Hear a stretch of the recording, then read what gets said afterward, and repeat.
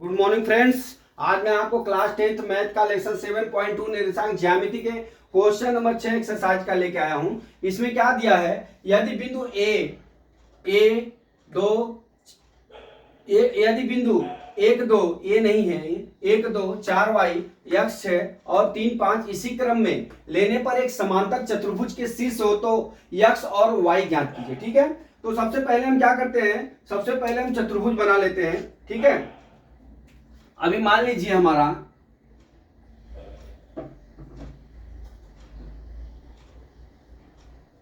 ये A है, ये B है, ये C है, ये D है, ये चतुर्भुज है। तो हम जानते हैं जब समांतर चतुर्भुज बनते हैं तो उनके विकर्ण जो है एक दूसरे को समद्विभाजित करते हैं, एक दूसरे को काटते हैं। मान लो वो बिंदु O है। ठीक है, अब A के शीर्ष कितने हमारे 1 और 2 है। ठीक है, और Y के शीर्ष कितने हैं और B के शीर्ष कितने हैं 4 और Y इसी क्रम में है, मैं क्रम में ही लिख रहा हूं। ये कितना है 3 और 5 है। ठीक है, 3 और 5 है, सॉरी 3 5 नहीं है, C का मान x और 6 है और ये कितना है 3 और 5 है। ठीक है, अब देख लीजिए जब समांतर चतुर्भुज के विकर्ण एक दूसरे को विभाजित करते हैं तो हमको उसका मध्य बिंदु ज्ञात करना है। ठीक है, अब यहां से देख लीजिए, यहां से यहां तक की दूरी ये दोनों दी हुई है, x की दूरी दी हुई है, y की दूरी दी हुई है। तो अगर हमको x का मान निकालना होगा तो हम क्या करेंगे, x1 plus x2 divide by 2।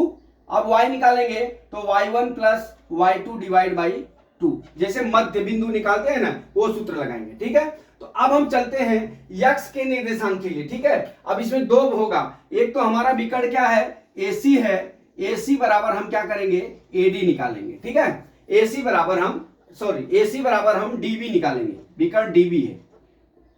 ठीक है, AC बराबर DB निकालेंगे। अब देखिए, अब हम चलते हैं अपने टॉपिक पे।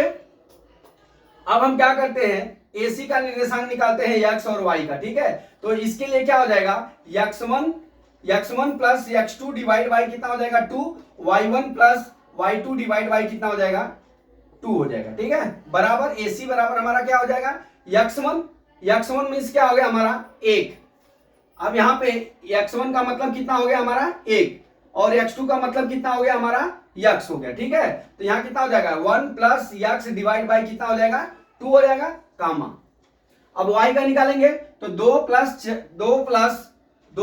6 डिवाइड बाई कितना हो गया 2 हो गया। अब हम AC बराबर क्या निकालेंगे 1 प्लस x बटा 2 हो गया, बराबर है कितना होगा 6 2 8 हो जाएगा, 8 में 2 का भाग करेंगे तो 4 हो जाएगा। ये हमारा AC के निर्देशांक ज्ञात हो गए। ठीक है, मतलब AC के मध्य बिंदु O का निर्देशांक ज्ञात हुआ, किसका O का निर्देशांक। ठीक है, AC का हमने क्या निकाला, AC का मध्य बिंदु निकाला, विकर्ण हमने क्या निकाला, यहां पे AC का मध्य बिंदु निकाला। ठीक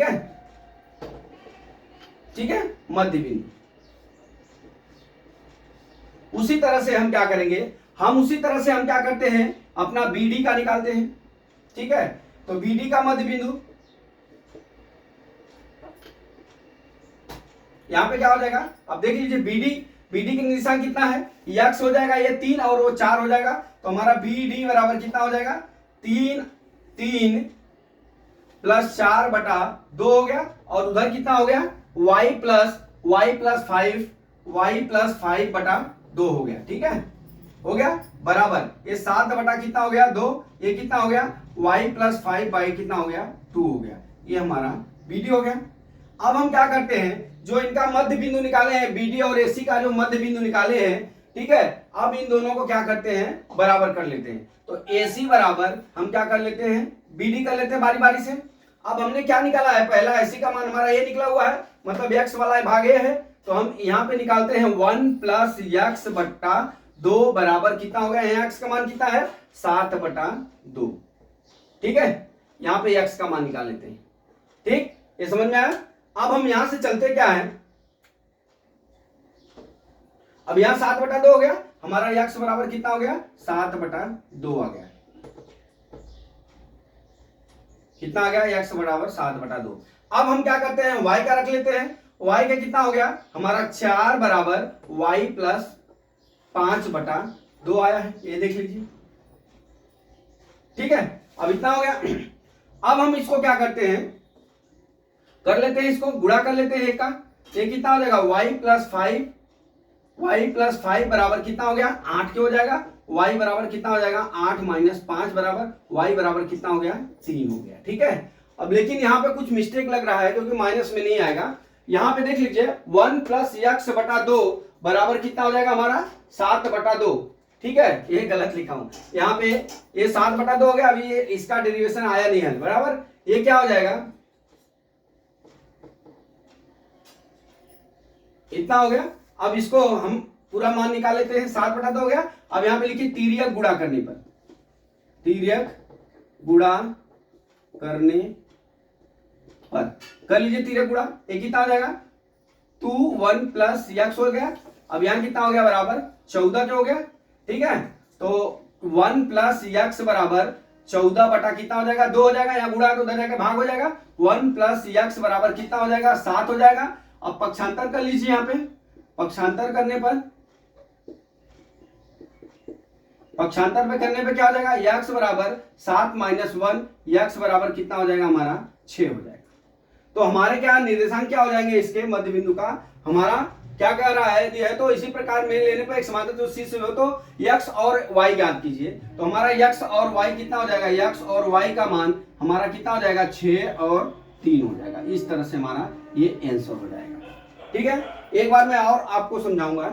जब भी समांतर चतुर्भुज होते हैं तो उनके विकर्ण आपस में क्या होते हैं प्रच्छेदित करते हैं, तो इसका मध्य बिंदु हो जाएगा। अब इसका निर्देशांक करने का हम मध्य बिंदु ज्ञात कर लेते हैं। मध्य बिंदु ज्ञात करने के लिए एक सूत्र होता है x1 plus x2 divide by 2, y बराबर y1 प्लस y2 बराबर डिवाइड बाई 2 होता है। ठीक है, हम इस सूत्र का प्रयोग कर लेंगे यहाँ पे जो विकर्ण AC है इसका मध्य बिंदु O के लिए। ठीक है, फिर उसी लिए हमने क्या सूत्र लगा दिया यहाँ पे, सूत्र लिख लिया।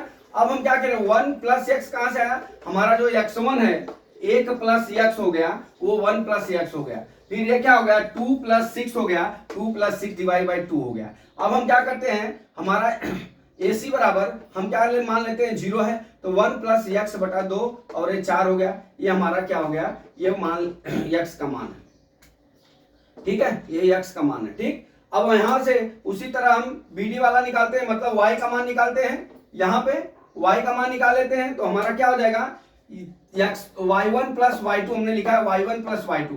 y1 का मान कितना हो जाएगा हमारा 3 हो जाएगा, हमारा 3 प्लस 4 बटा 2 हो गया, y प्लस 5 बटा 2 हो गया। ये किसके लिए BD के लिए। ठीक है, अब हमको ये क्या है दो चीज मिल गई है, ये दोनों विकर्ण के मान मध्य बिंदु ज्ञात हो गए। ठीक है, एक ये ज्ञात हो गया ये वाला, और एक ये ज्ञात हो गया। एक समीकरण मान लो एक है, ये समीकरण 2 हो गया।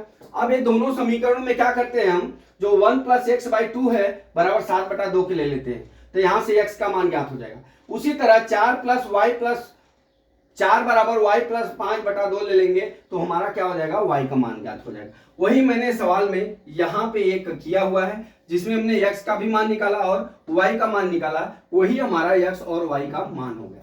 तो दोस्तों मैं आशा करता हूं कि ये सवाल आपको समझ में आ गया होगा। अगला सवाल कल मैं फिर लेके आता हूं। जय मां सरस्वती, जय भारत माता, जय जवान, जय किसान।